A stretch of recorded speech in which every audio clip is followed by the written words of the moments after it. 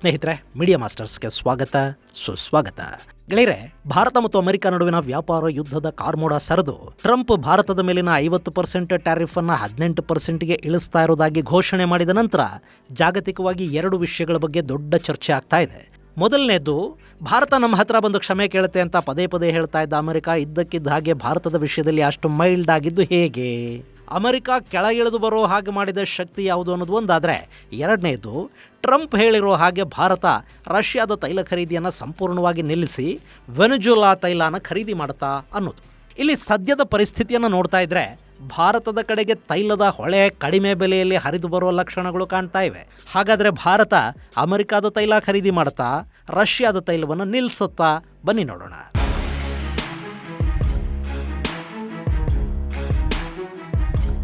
ಗೆಳೆಯರೆ, ಭಾರತ ಮತ್ತು ಅಮೆರಿಕ ನಡುವೆ ಟ್ರೇಡ್ ಡೀಲ್ ಅನ್ನೋದು ಭಾರತದ ದೃಷ್ಟಿಯಿಂದ ತುಂಬಾ ಲಾಭದಾಯಕ. ಇವತ್ತು ಚೈನಾ ಇಷ್ಟೊಂದು ಬೆಳೆದು ನಿಂತಿರೋದು ಅಮೆರಿಕ ಜೊತೆಗಿನ ವ್ಯಾಪಾರಗಳು ಹಾಗೂ ಅಮೆರಿಕಾದ ಹೂಡಿಕೆಗಳ ಕಾರಣದಿಂದ. ಹಾಗಂತ ಭಾರತ ಅಮೆರಿಕಾದ ತಾಳಕ್ಕೆ ತಕ್ಕ ಹಾಗೆ ಕುಣಿಬೇಕು ಅಂತಲ್ಲ, ಭಾರತವನ್ನು ನಿರ್ಲಕ್ಷ್ಯ ಮಾಡೋದಕ್ಕೆ ಸಾಧ್ಯ ಇಲ್ಲ ಅನ್ನೋದನ್ನ ಅಮೆರಿಕಾಗೆ ಅರ್ಥ ಮಾಡಿಸಿದ್ರೆ ಸಾಕು. ಆ ಕೆಲಸವನ್ನು ಭಾರತ ಒಂದು ಹಂತಕ್ಕೆ ಯಶಸ್ವಿಯಾಗಿ ಮಾಡಿದ ಹಾಗೆ ಕಾಣ್ತಾ ಇದೆ. ನೀವು ಡೊನಾಲ್ಡ್ ಟ್ರಂಪ್ ಅವರ ಎರಡನೇ ಅವಧಿಯನ್ನು ಮೊದಲ ಅವಧಿಯ ಜೊತೆ ಸ್ವಲ್ಪ ಹೋಲಿಕೆ ಮಾಡಿ ನೋಡಬೇಕು. ಟ್ರಂಪ್ ಅಧ್ಯಕ್ಷರಾಗೋ ಮೊದಲಿಂದಲೂ ಕೂಡ ಮೇಕ್ ಅಮೆರಿಕಾ ಗ್ರೇಟ್ ಅಗೇನ್ ಅನ್ನೋ ಥರದ ಮಾತುಗಳನ್ನು ಪದೇ ಪದೇ ಆಡ್ತಾ ಬರ್ತಾ ಇದ್ರು. ಅಮೆರಿಕ ತನ್ನ ಹಣವನ್ನು ಜಗತ್ತಿಗೆ ಕೊಡ್ತಾ ಇದೆ, ಅಮೆರಿಕಾದ ಹೂಡಿಕೆಗಳು ಜಗತ್ತಿನ ನಾನಾ ದೇಶಗಳ ಪಾಲಾಗ್ತಾ ಇವೆ, ಅಮೆರಿಕ ಇಡೀ ಜಗತ್ತನ್ನು ಸಾಕ್ತಾ ಇದೆ, ಅಮೆರಿಕನ್ನರ ಟ್ಯಾಕ್ಸ್ ಹಣದಲ್ಲಿ ಜಗತ್ತು ಬದುಕ್ತಾ ಇದೆ, ಆದರೆ ಅಮೆರಿಕನ್ನರಿಗೆ ಕೆಲಸ ಸಿಗ್ತಿಲ್ಲ, ಅಮೆರಿಕ ತಾನು ಆಮದು ಮಾಡಿಕೊಳ್ಳೋ ವಸ್ತುಗಳ ಮೇಲೆ ಟ್ಯಾರಿಫನ್ನು ಹೇರ್ತಾ ಹೋದರೆ ನಮ್ಮ ಜನ ಇಲ್ಲಿ ತೆರಿಗೆನೇ ಕಟ್ಟಬೇಕಾದ ಅಗತ್ಯ ಇರೋದಿಲ್ಲ. ಇಂಥ ಮಾತುಗಳನ್ನು ಅಧ್ಯಕ್ಷರಾಗೋ ಮೊದಲೇ ಅವರು ಸಾಕಷ್ಟು ಬಾರಿ ಹೇಳಿದ್ದಿದೆ. ಅದೆಲ್ಲವನ್ನು ಮಾಡಿಬಿಡಬೇಕು ಅಂತಲೇ ಅವರು ಅಧ್ಯಕ್ಷರು ಆದರು. ಆದರೆ ಮೊದಲ ಅವಧಿಯಲ್ಲಿ ಅವರ ಸಚಿವ ಸಂಪುಟದಲ್ಲಿ ರಿಪಬ್ಲಿಕನ್ ಪಕ್ಷದ ಸಾಕಷ್ಟು ಸೀನಿಯರ್ ನಾಯಕರಿದ್ದರು. ಹೀಗಾಗಿ ಅಲ್ಲಿ ಟ್ರಂಪ್ಗೆ ಮನಸ್ಸಿಗೆ ಬಂದಿದ್ದನ್ನೆಲ್ಲ ಮಾಡೋದಕ್ಕೆ ಸಾಧ್ಯ ಆಗಲಿಲ್ಲ. ಆದರೆ ಎರಡನೇ ಬಾರಿ ಹಾಗಾಗೋದಕ್ಕೆ ಟ್ರಂಪ್ ಬಿಡಲಿಲ್ಲ. ಈ ಬಾರಿ ಅವರ ಸಂಪುಟದಲ್ಲಿನ ಸೆಕ್ರೆಟರಿಗಳನ್ನು ಒಂದ್ಸರಿ ಗಮನಿಸಿ ನೋಡಿ. ಯಾರೂ ಕೂಡ ಟ್ರಂಪ್ಗೆ ಸಲಹೆ ಕೊಡೋ ಥರದವರಲ್ಲಿ ಕಾಣೋದೇ ಇಲ್ಲ. ಅಲ್ಲಿರೋರೆಲ್ಲ ಸ್ಟೆನೋಗ್ರಾಫರ್ ಸ್ಟೈಲಿನ ಸೆಕ್ರೆಟರಿಗಳೇ. ಟ್ರಂಪ್ ಹೇಳಿದ್ದಕ್ಕೆಲ್ಲ ತಲೆ ಆಡಿಸೋದು, ಟ್ರಂಪ್ ಕೇಳಿದ್ದಕ್ಕೆ ಮಾತ್ರ ಉತ್ತರ ಕೊಡೋದು ಬಿಟ್ಟರೆ ಪಾಪ ಅವರಿಗಲ್ಲಿ ಯಾವ ಸ್ವಾತಂತ್ರ್ಯನೂ ಇದ್ದಂತೆ ಕಾಣ್ತಾ ಇಲ್ಲ. ಜೊತೆಗೆ ತಮ್ಮ ಮಾಲೀಕನನ್ನು ಖುಷಿ ಪಡಿಸ್ಬೇಕು. ಹೀಗಾಗಿ more loyal Dhan the king ಅಂತಾರಲ್ಲ, ಹಾಗೆ ತಮ್ಮ ಮಾಲೀಕನಿಗಿಂತ ಹೆಚ್ಚು ತಾವೇ ಮಾಲೀಕ ಖುಷಿಯಾಗೋ ಥರ ಮಾತಾಡೋದಕ್ಕೆ ಅವರು ಶುರು ಮಾಡ್ತಾರೆ. ಭಾರತದ ವಿಷಯದಲ್ಲಿ ಕೂಡ ಅಲ್ಲಿನ treasury secretary, trade secretary, white ಹೌಸ್ನ ಸಲಹೆಗಾರ, ಹೀಗೆ ಕೆಲವರು ಮಾತಾಡ್ತಾ ಹೋದರು. ಇಲ್ಲಿ 2 ತಿಂಗಳು ನೋಡ್ತಾ ಇರಿ, ಭಾರತ ಬಂದು ಕ್ಷಮೆ ಕೇಳುತ್ತೆ ಅನ್ನೋ ಥರದ ಮಾತುಗಳು, ನಮ್ಮ ಹೂಡಿಕೆಗಳೇ ಭಾರತಕ್ಕೆ ಹೋಗದ ಹಾಗೆ ತಡಿಬೇಕು ಅನ್ನೋ ಥರದ ಮಾತುಗಳು, ಇವೆಲ್ಲ ಕೂಡ ಮಾಲೀಕನನ್ನು ಖುಷಿ ಪಡಿಸೋದಕ್ಕೆ ಬಂದ ಮಾತುಗಳೇ. ಆದರೆ ಭಾರತ ಪ್ರತಿಯೊಂದಕ್ಕೂ ತಣ್ಣಗೆ ಪ್ರತಿಕ್ರಿಯೆ ಕೊಡ್ತಾ ಹೋಯಿತು. ರಷ್ಯಾದ ತೈಲ ಆಮದನ್ನು ಭಾರತ ಕಡಿಮೆ ಮಾಡಲಿಲ್ಲ. ಟ್ರಂಪ್ ಜೊತೆ ಮೋದಿ ಮಾತಾಡೋದಕ್ಕೆ ಹೋಗಲಿಲ್ಲ. ಟ್ರಂಪ್ ಭಾಗಿ ಆಗೋ ವೇದಿಕೆಗಳಿಂದ ಭಾರತದ ಪ್ರಧಾನಿ ದೂರಾನೇ ಉಳಿದ್ರು. ಅಮೆರಿಕಾದ ಟ್ರೆಷರಿ ಡಂಪಿಂಗ್ ಶುರು ಮಾಡಿದರು. ಇದೆಲ್ಲದರ ನಡುವೆ ಅಜಿತ್ ದೋವಲ್ ಹಾಗೂ ಅಮೆರಿಕಾದ ವಿದೇಶಾಂಗ ಕಾರ್ಯದರ್ಶಿ ಮಾರ್ಕೋ ರುಬಿಯೋ ಅವರ ನಡುವೆ ಒಂದು ಮಾತುಕತೆ ಆಯ್ತಂತೆ. ಆ ಸಂದರ್ಭದಲ್ಲಿ ಭಾರತದ ನಿಲುವೇನು ಅನ್ನೋದನ್ನ ಅಜಿತ್ ದೋವಲ್ ಅಮೆರಿಕಾದ ವಿದೇಶಾಂಗ ಕಾರ್ಯದರ್ಶಿ ಮಾರ್ಕೋ ರೂಬಿಯೋಗೆ ಅರ್ಥ ಮಾಡಿಸಿದ್ರು ಅನ್ನೋ ಸುದ್ದಿ ಈಗ ವಿಪರೀತ ವೈರಲ್ ಆಗ್ತಾ ಇದೆ. ದೋವಲ್ ಅಲ್ಲಿ ಬೇರೇನೂ ಹೇಳಲಿಲ್ಲ, ಸಹನೆ ಕಳ್ಕೊಳ್ಳಿಲ್ಲ, ಕಣ್ಣು ಕೆಂಪುಗು ಮಾಡಲಿಲ್ಲ ಅಥವಾ ನಡ ಬಗ್ಗಿಸಲೂ ಇಲ್ಲ. ಭಾರತದ ಜನರ ಮನಸ್ಸಲ್ಲಿದ್ದದ್ದನ್ನೇ ಅವರು ಸಿಂಪಲ್ ಭಾಷೆಯಲ್ಲಿ ಹೇಳಿದರು ಅಷ್ಟೇ. ಅಮೆರಿಕಾದ ಅಧ್ಯಕ್ಷರು ಅಲ್ಲಿ ಶಾಶ್ವತವಾಗಿ ಏನೂ ಇರೋದಿಲ್ಲ. ಅವರ ಅವಧಿ 4 ವರ್ಷ. ಈಗಾಗಲೇ ಒಂದು 6-7 ತಿಂಗಳು ಕಳೆದು ಹೋಗಿದೆ. ಇನ್ನಿರೋದು 3-3.5 ವರ್ಷ. ಅಲ್ಲಿವರೆಗೆ ನಾವು ಅಮೆರಿಕಾದ ವಿಷಯದಲ್ಲಿ ಇವಾಗ ಹೆಂಗಿದೀವೋ ಹಾಗೆ ಇದ್ದು ಬಿಡ್ತೀವಿ. ನಿಮ್ಮ ಜೊತೆ ಮಾತುಕತೆನೂ ಬೇಡ, ಟ್ರೇಡು ಬೇಡ, ಡೀಲು ಬೇಡ, ಏನೂ ಬೇಡ. ಆ ನಂತರ ಹೆಂಗೂ ಅಮೆರಿಕಾಗೆ ಹೊಸ ಅಧ್ಯಕ್ಷರು ಬರ್ತಾರಲ್ಲ, ಆಗ ಮತ್ತೆ ಮಾತುಕತೆ ಶುರು ಮಾಡಿದ್ರಾಯ್ತು. 3 ವರ್ಷಗಳಲ್ಲಿ ಇನ್ನೇನಾದೀತು? ಇದು ಅಜಿತ್ ದೋವಲ್ ಮಾರ್ಕೋ ರೂಬಿಯೋಗೆ ಹೇಳಿದ ಮಾತು. ಈ ಮಾತುಗಳು ಭಾರತ ಯಾವುದೇ ಕಾರಣಕ್ಕೂ ಕೆಳಗಿಳಿದು ಬರೋದಿಲ್ಲ, ಅವರು ಅವರ ನಿರ್ಧಾರಕ್ಕೆ ಅಂಟಿಕೊಂಡಿದ್ದಾರೆ ಅನ್ನೋ ಸ್ಪಷ್ಟ ಸಂದೇಶವನ್ನು ಅಮೆರಿಕಾಗೆ ಮತ್ತು ಅಮೆರಿಕಾದ ಅಧ್ಯಕ್ಷರಿಗೆ ರವಾನೆ ಮಾಡ್ತು. ಇದಿಷ್ಟೇ ಅಲ್ಲ, ಅಲ್ಲಿ ಅಧ್ಯಕ್ಷ ಟ್ರಂಪ್ ತಮ್ಮ 2ನೇ ಅವಧಿಯಲ್ಲಿ ನಿಜಕ್ಕೂ ಮೇಕ್ ಅಮೆರಿಕಾ ಗ್ರೇಟ್ ಅಗೇನ್ ಅನ್ನೋ ಯೋಜನೆ ಇಟ್ಕೊಂಡಿದ್ದಾರೆ.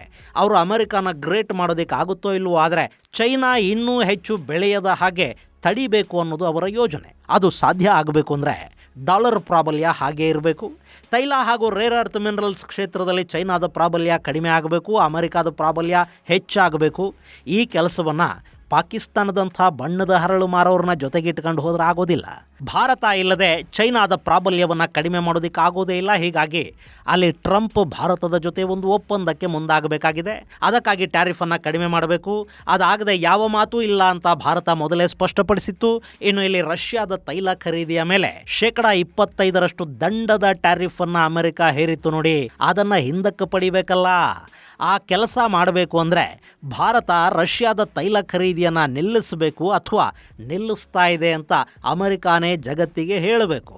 ಈಗಾಗಲೇ ಅದನ್ನು ಟ್ರಂಪ್ ಮಾಡಿಬಿಟ್ಟಿದ್ದಾರೆ. ಭಾರತ ಇನ್ನು ಮುಂದೆ ಅಮೆರಿಕಾದಿಂದ ವೆನೆಜುವೆಲಾದ ತೈಲವನ್ನು ಖರೀದಿ ಮಾಡುತ್ತೆ, ರಷ್ಯಾದ ತೈಲ ಖರೀದಿಯನ್ನು ನಿಲ್ಲಿಸುತ್ತೆ ಅಂತ ಭಾರತ ಹೇಳಿಲ್ಲ, ಟ್ರಂಪ್ ಘೋಷಣೆ ಮಾಡಿದ್ದಾರೆ. ಹಾಗಾದರೆ ಭಾರತ ನಿಜವಾಗ್ಲೂ ರಷ್ಯಾದ ತೈಲ ಖರೀದಿಯನ್ನು ನಿಲ್ಲಿಸುತ್ತಾ? ಹಾಗಂತ ಭಾರತ ಇದುವರೆಗೆಲ್ಲೂ ಹೇಳೋದಿಕ್ಕೆ ಹೋಗಿಲ್ಲ.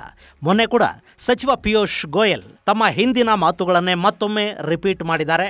ನಾವು ತೈಲದ ವಿಷಯದಲ್ಲಿ ಡೈವರ್ಸಿಟಿಯನ್ನು ಕಾಪಾಡ್ಕೋತೀವಿ, ನಮಗೆ ಎಲ್ಲಿ ಕಡಿಮೆ ಬೆಲೆಗೆ ತೈಲ ಸಿಗುತ್ತೋ ಅಲ್ಲಿಂದೆಲ್ಲ ಖರೀದಿ ಮಾಡ್ತೀವಿ ಅಂತ ಗೋಯಲ್ ಹೇಳಿದ್ದಾರೆ. ಇನ್ನು ರಷ್ಯಾ ಕೂಡ ಭಾರತ ಈ ಮಾತುಗಳನ್ನು ಈ ಹಿಂದಿನಿಂದಲೂ ಹೇಳ್ತಲೇ ಬರ್ತಾ ಇದೆ. ಅವರು ಹಿಂದೇನೂ ಇದೇ ಮಾತನ್ನು ಹೇಳಿದರು.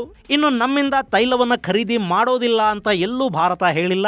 ಭಾರತ ಸ್ವತಂತ್ರ ದೇಶ, ಯಾರ ಜೊತೆ ವ್ಯಾಪಾರ ಮಾಡಬೇಕು ಅನ್ನೋದನ್ನ ನಿರ್ಧರಿಸುವ ಸ್ವಾತಂತ್ರ್ಯ, ಶಕ್ತಿ ಎಲ್ಲ ಅವರಿಗಿದೆ. ಹಾಗಾಗಿ ಅವರು ಯಾರ ಹತ್ರ ಬೇಕಾದರೂ ತೈಲ ಖರೀದಿ ಮಾಡ್ತಾರೆ ಅಂತ ರಷ್ಯಾ ಹೇಳಿದೆ.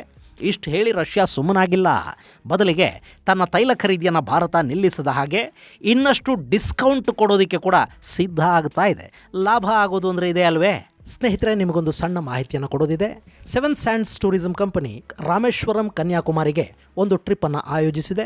ಅದಕ್ಕೆ ಅವರು ಬೆಸ್ಟ್ ಆಫರ್ ಪ್ರೈಸನ್ನು ಅದಕ್ಕೆ ಕೊಡ್ತಾ ಇದ್ದಾರೆ. ಕೇವಲ 18,700 ರೂಪಾಯಿ. ಮಧುರೈ, ಕನ್ಯಾಕುಮಾರಿ, ತಿರುವನಂತಪುರಂ, ಅನಂತ ಪದ್ಮನಾಭ ಸ್ವಾಮಿ, ರಾಮೇಶ್ವರಂ, ಸುಚೀಂದ್ರಂ, ತಂಜಾವೂರು, ಶ್ರೀರಂಗಮಗಳಿಗೆ 3 ರಾತ್ರಿ 4 ದಿನಗಳ ಟ್ರಿಪ್ ಇದು.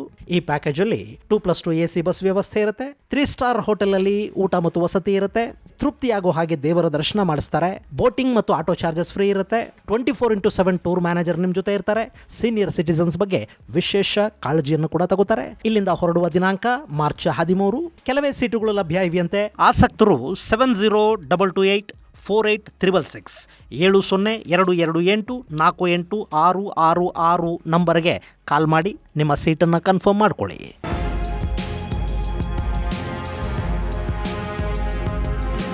ಗೆಳೆಯರೆ, ವೆನೆಜುಲಾದ ತೈಲವನ್ನು ಖರೀದಿ ಮಾಡೋದ್ರಿಂದ ಭಾರತಕ್ಕೆ ಲಾಭ ಆಗುತ್ತೆ ಅಂತ ಒಂದಷ್ಟು ವರದಿಗಳು ಹೇಳ್ತಾ ಇದ್ವು. ಯಾಕೆಂದರೆ ವೆನೆಜುಲಾ ತೈಲದ ಮೇಲೆ ಕೂಡ ಬ್ಯಾರಲ್ಗೆ $6-8 ಡಿಸ್ಕೌಂಟ್ ಸಿಗ್ತಾ ಇದೆ. ಜೊತೆಗೆ ಭಾರತದ ಕಂಪನಿಗಳಿಗಾಗಲೇ ವೆನೆಜುಲಾದಲ್ಲಿ ತೈಲ ನಿಕ್ಷೇಪಗಳ ಮೇಲೆ ಹೂಡಿಕೆ ಮಾಡಿದ್ವು. ಆದರೆ ಅಮೆರಿಕಾದ ನಿರ್ಬಂಧಗಳ ಕಾರಣದಿಂದ ಅಲ್ಲಿ ಭಾರತಕ್ಕೆ ಕಾರ್ಯಾಚರಣೆಯನ್ನು ಆರಂಭ ಮಾಡೋದಕ್ಕೆ ಸಾಧ್ಯ ಆಗಿರಲಿಲ್ಲ. ಈಗಲ್ಲಿನ ಅಧ್ಯಕ್ಷ ಮಡುರೋ ಬಂಧನ ಆಗಿದೆ. ಅಮೆರಿಕಾದ ನಿರ್ಬಂಧಗಳು ತೆರವಾಗಿವೆ. ಹೀಗಾಗಿ ವೆನೆಜುಲಾದ ಈಗಿನ ಹಂಗಾಮಿ ಅಧ್ಯಕ್ಷೆ ಭಾರತದ ಪ್ರಧಾನಿಯ ಜೊತೆ ಫೋನ್ ಮೂಲಕ ಮಾತುಕತೆಗಳನ್ನು ಕೂಡ ಮಾಡಿದ್ದಾರೆ. ಇನ್ನು ಅಲ್ಲಿಂದ ಭಾರತ ತೈಲವನ್ನು ಖರೀದಿ ಮಾಡೋದು ಮತ್ತು ತೈಲ ಹೊರತೆಗೆಯುವ ಕೆಲಸಗಳನ್ನು ಶುರು ಮಾಡಬಹುದು. ಆದರೂ ರಷ್ಯಾದ ತೈಲ ಖರೀದಿಯನ್ನು ಭಾರತ ನಿಲ್ಲಿಸ್ಬಿಡುತ್ತಾ? ಗೆಳೆಯರೆ, ಇಲ್ಲಿ ರಷ್ಯಾ ಭಾರತದ ಸಾಂಪ್ರದಾಯಿಕ ತೈಲ ಸರಬರಾಜುದಾರ ಅಲ್ಲ. ಇನ್ನು 2022 ನಂತರ ಅಂದರೆ ರಷ್ಯಾ ಯುಕ್ರೇನ್ ಯುದ್ಧದ ನಂತರ ರಷ್ಯಾದಿಂದ ಭಾರತ ದೊಡ್ಡ ಪ್ರಮಾಣದಲ್ಲಿ ತೈಲ ಆಮದನ್ನು ಶುರು ಮಾಡಿತು. ಇನ್ನು ಈ ವರ್ಷದ ಜನವರಿಯಲ್ಲಿ ಪ್ರತಿನಿತ್ಯ ರಷ್ಯಾದಿಂದ 1.2 ಮಿಲಿಯನ್ ಬ್ಯಾರಲ್ ತೈಲವನ್ನು ಭಾರತ ಆಮದು ಮಾಡಿಕೊಳ್ತಾ ಇದೆ. ಈಗ ರಷ್ಯಾ ಭಾರತದ ಅತಿದೊಡ್ಡ ತೈಲ ಸರಬರಾಜುದಾರ ದೇಶ. ಇಲ್ಲಿ ರಷ್ಯಾದ ತೈಲವನ್ನು ಭಾರತ ಯಾಕೆ ದೊಡ್ಡ ಪ್ರಮಾಣದಲ್ಲಿ ಖರೀದಿ ಮಾಡ್ತಾ ಇದೆ ಅಂದರೆ ಅದು ನಮಗೆ ಅತಿ ಕಡಿಮೆ ಬೆಲೆಯಲ್ಲಿ ಸಿಗ್ತಾ ಇದೆ ಅನ್ನೋ ಕಾರಣಕ್ಕೆ. ಡಿಸ್ಕೌಂಟ್ ಬೆಲೆಗೆ ರಷ್ಯಾದ ತೈಲ ಖರೀದಿ ಮಾಡೋದ್ರಿಂದ ಭಾರತದ ರಿಫೈನರಿಗಳು ಅದನ್ನು ಸಂಸ್ಕರಿಸಿ ವಿದೇಶಗಳಿಗೆ ರಫ್ತು ಕೂಡ ಮಾಡ್ತಾ ಇವೆ. ಅದರಿಂದ ಸಾಕಷ್ಟು ಲಾಭವನ್ನು ಕೂಡ ಗಳಿಸ್ತಾ ಇವೆ. ಹಾಗೆ ಅಂತಾರಾಷ್ಟ್ರೀಯ ಮಾರುಕಟ್ಟೆಯಲ್ಲಿ ಕಚ್ಚಾ ತೈಲದ ಬೆಲೆಯಲ್ಲಿ ಏರುಪೇರು ಆಗ್ತಾ ಇದ್ರೂ ಕೂಡ ಭಾರತ ತನ್ನ ಇಂಧನ ಬೆಲೆ ಹೆಚ್ಚಾಗದ ಹಾಗೆ ಕಾಪಾಡಿಕೊಂಡು ಬರೋದಕ್ಕೆ ಸಾಧ್ಯವಾಗ್ತಾ ಇರೋದು ಕೂಡ ಈ ರಷ್ಯಾ ತೈಲ ಖರೀದಿಯ ಕಾರಣದಿಂದ. ಹೀಗಿರುವಾಗ ಏಕಾಏಕಿ ಅಮೆರಿಕಾದ ಮಾತು ಕೇಳ್ಕೊಂಡು ತೈಲ ಖರೀದಿಯನ್ನು ನಿಲ್ಲಿಸೋದಕ್ಕೆ ಸಾಧ್ಯನಾ? ಭಾರತ ಆ ಕೆಲಸವನ್ನು ಮಾಡೋದಿಲ್ಲ ಅಂತ ಸಾಕಷ್ಟು ತಜ್ಞರು ಅಭಿಪ್ರಾಯ ಪಡ್ತಾ ಇದ್ದಾರೆ ಮತ್ತು ಅದೇ ವಿಶ್ವಾಸವನ್ನು ರಷ್ಯಾ ಕೂಡ ವ್ಯಕ್ತಪಡಿಸ್ತಾ ಇದೆ. ಗೆಳೆಯರೆ, ರಷ್ಯಾ ಭಾರತ ಅನ್ನೋ ದೊಡ್ಡ ಮಾರುಕಟ್ಟೆಯನ್ನು ಕಳ್ಕೊಳ್ಳೋದಕ್ಕೆ ಸಿದ್ಧ ಇಲ್ಲ. ಇನ್ನು ಅಮೆರಿಕಾದ ಅಧ್ಯಕ್ಷರ ಸಿಟ್ಟು ಮತ್ತು ಉರಿ ಚೈನಾದ ವಿರುದ್ಧನೇ ಹೊರತು ರಷ್ಯಾದ ವಿರುದ್ಧ ಅಲ್ಲ.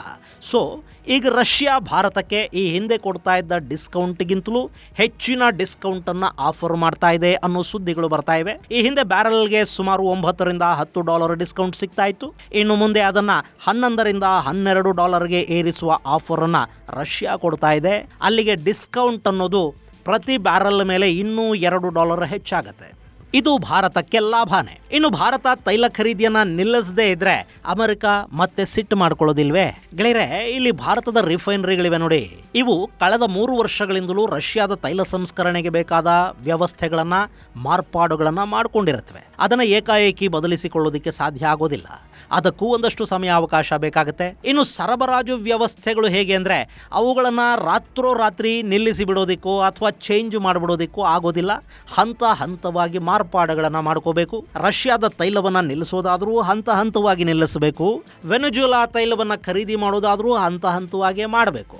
ಇದು ಸಾಧ್ಯ ಆಗಬೇಕು ಅಂದರೂ ಇನ್ನೂ 1-2 ವರ್ಷಗಳ ಕಾಲಾವಕಾಶ ಭಾರತಕ್ಕೆ ಬೇಕಾಗತ್ತೆ. ಅಷ್ಟರಲ್ಲಿ ಏನೆಲ್ಲ ಆಗುತ್ತೋ ಯಾರಿಗೆ ಗೊತ್ತು. ಇನ್ನು ವೆನೆಜುವೆಲಾಗೆ ಪ್ರತಿನಿತ್ಯ 1.2 ಮಿಲಿಯನ್ ಬ್ಯಾರಲ್ನಷ್ಟು ತೈಲವನ್ನು ಸರಬರಾಜು ಮಾಡುವ ಶಕ್ತಿ ಇನ್ನೂ ಬಂದಂತೆ ಕಾಣ್ತಾ ಇಲ್ಲ. ಅಲ್ಲಿ ಅಧ್ಯಕ್ಷ ಮುಡುರೋ ಇದ್ದ ಕಾಲದಲ್ಲಿ ಪ್ರತಿನಿತ್ಯ 4.7 4.9 ಲಕ್ಷ ಬ್ಯಾರಲ್ನಷ್ಟು ತೈಲವನ್ನು ಅಲ್ಲಿ ಹೊರತೆಗಿತಾ ಇದ್ರು. ಈಗ ಅದರ ಪ್ರಮಾಣವನ್ನು ಸ್ವಲ್ಪ ಹೆಚ್ಚು ಮಾಡಿದ್ದಾರೆ. 8 ಲಕ್ಷ ಬ್ಯಾರಲ್ ತೈಲವನ್ನು ಅಲ್ಲಿ ಹೊರತೆಗೆಯೋ ಕೆಲಸ ನಡೀತಿದೆ. ಅಷ್ಟೂ ತೈಲವನ್ನು ಭಾರತಕ್ಕವರು ರಫ್ತು ಮಾಡಿದರೂ ಕೂಡ ರಷ್ಯಾದಿಂದ ನಾವು ತರಿಸಿಕೊಳ್ತಾ ಇರೋ ತೈಲ ಏನಿದೆ ಅದನ್ನು ಸರಿಗಟ್ಟೋದಕ್ಕೆ ಸಾಧ್ಯ ಆಗೋದಿಲ್ಲ. ಇನ್ನು ರಷ್ಯಾದ ಮೇಲೆ ನಿರ್ಬಂಧ ಹೇರಿರೋದು ವಿಶ್ವಸಂಸ್ಥೆ ಅಲ್ಲ, ಅಮೆರಿಕ ಕೂಡ ರಷ್ಯಾದ ತೈಲ ಆಮದಿನ ಮೇಲೆ ನಿರ್ಬಂಧವನ್ನು ಹೇರಿಲ್ಲ. ಬದಲಿಗೆ ಅಮೆರಿಕ ಹಾಗೂ ಯುರೋಪಿಯನ್ ಯೂನಿಯನ್ ಸೇರಿ ಅಲ್ಲೊಂದು ಪ್ರೈಸ್ ಕ್ಯಾಪನ್ನು ಹಾಕಿವೆ. ಆ ಪ್ರೈಸ್ ಕ್ಯಾಪ್ಗೆ ಅನುಗುಣವಾಗಿ ಪ್ರೈಸ್ ಕ್ಯಾಪ್ಗಿಂತಲೂ ಕಡಿಮೆ ಬೆಲೆಗೆ ಭಾರತ ರಷ್ಯಾದಿಂದ ತೈಲವನ್ನು ಆಮದು ಮಾಡಿಕೊಳ್ತಾ ಇದೆ. ಹೀಗಾಗಿ ಯಾವುದೇ ಕಾರಣಕ್ಕೂ ಅಮೆರಿಕ ಹೇಳ್ತು ಅಂತ ಭಾರತ ರಷ್ಯಾದ ತೈಲ ಆಮದನ್ನು ನಿಲ್ಲಿಸಬೇಕಾದ ತುರ್ತು ಅಗತ್ಯಗಳಿಲ್ಲಿ ಕಾಣಿಸೋದಿಲ್ಲ. ಇನ್ನು ಹಂತ ಹಂತವಾಗಿ ಭಾರತ ರಷ್ಯಾ ತೈಲ ಖರೀದಿಯನ್ನು ನಿಲ್ಲಿಸುತ್ತೆ ಅಂತ ಅಂದ್ಕೊಂಡ್ರು ಅದಕ್ಕೆ ಇನ್ನೂ 1-2 ವರ್ಷಗಳ ಕಾಲ ಭಾರತಕ್ಕೆ ಅವಕಾಶ ಬೇಕಾಗುತ್ತೆ. ಅಷ್ಟರಲ್ಲಿ ಏನೆಲ್ಲ ಆಗುತ್ತೋ ಯಾರಿಗೆ ಗೊತ್ತು. ಸೊ ಇಲ್ಲಿ ಭಾರತದ ಪರಿಸ್ಥಿತಿ ಹೇಗಿದೆ ಅಂದರೆ, ನಮ್ಮಿಂದ ವೆನೆಜುವೆಲಾ ತೈಲವನ್ನು ಖರೀದಿ ಮಾಡಿ ಅಂತ ಅಮೆರಿಕ ಒತ್ತಡ ಹೇರ್ತಾ ಇದೆ. ಅದನ್ನು ಭಾರತ ಖರೀದಿ ಮಾಡಬೇಕು ಅಂದರೆ ಅಮೆರಿಕ ಕೂಡ ಡಿಸ್ಕೌಂಟನ್ನು ಕೊಡಬೇಕು. ಅದಕ್ಕೆ ಅವರು ಸಿದ್ಧ ಇದ್ದಾರೆ. ವೆನೆಜುವೆಲಾದ ತೈಲ ನಮಗೆ ಯಾವ ಬೆಲೆಗೆ ಸಿಗುತ್ತೋ ಅದಕ್ಕಿಂತಲೂ ಹೆಚ್ಚು ಡಿಸ್ಕೌಂಟನ್ನು ರಷ್ಯಾ ಕೂಡ ಕೊಡುತ್ತೆ. ಇನ್ನು ಭಾರತಕ್ಕೋ ಎಷ್ಟು ತೈಲ ಇದ್ರೂ ಸಾಕಾಗೋದಿಲ್ಲ. ಯಾಕೆಂದರೆ ನಾವು ನಮಗಾಗಿ ಮಾತ್ರ ತೈಲವನ್ನು ಖರೀದಿ ಮಾಡೋದಿಲ್ಲ, ಅದನ್ನು ಸಂಸ್ಕರಿಸಿ ಎಕ್ಸ್ಪೋರ್ಟ್ ಕೂಡ ಮಾಡ್ತೀವಿ. ಹೀಗಾಗಿ ಅಲ್ಲಿನ ಡಿಮ್ಯಾಂಡನ್ನು ಪೂರೈಸೋದಕ್ಕೆ ಕೂಡ ಭಾರತಕ್ಕೆ ಭರಪೂರ ತೈಲ ಸಿಗ್ತಾ ಹೋಗುತ್ತೆ. ನಮ್ಮಲ್ಲಿನ ಅಲ್ಪ ಪ್ರಮಾಣದ ತೈಲ ನಿಕ್ಷೇಪಗಳನ್ನು ಬಳಸದೇ ಕೂಡ ಭಾರತ ಜಗತ್ತಿನ ಅತಿ ದೊಡ್ಡ ಸಂಸ್ಕರಿಸಿದ ತೈಲ ರಫ್ತುದಾರ ದೇಶ ಆಗೋದಕ್ಕೆ ಇದು ಅವಕಾಶವನ್ನು ಕಲ್ಪಿಸಿಕೊಡುವ ಲಕ್ಷಣಗಳು ಕಾಣ್ತಾ ಇವೆ. ಡಬಲ್ ಬಂಪರ್ ಅನ್ನೋದು ಇದನ್ನೇ ಅಲ್ವೇ. ಇದು ಗೆಳೆಯರೆ, ಭಾರತ ರಷ್ಯಾದ ತೈಲ ಖರೀದಿಯನ್ನು ನಿಲ್ಲಿಸುತ್ತಾ ಅನ್ನೋ ಪ್ರಶ್ನೆಗೆ ತಜ್ಞರು ಕೊಡ್ತಾ ಇರೋ ಉತ್ತರ. ಮುಂದಿನ ಸಂಚಿಕೆಯಲ್ಲಿ ಮತ್ತಷ್ಟು ವಿಶೇಷಗಳ ಜೊತೆ ಮತ್ತೆ ಭೇಟಿಯಾಗೋಣ. ಅಲ್ಲಿವರೆಗೆ ಜೈ ಹಿಂದ್, ಜೈ ಕರ್ನಾಟಕ.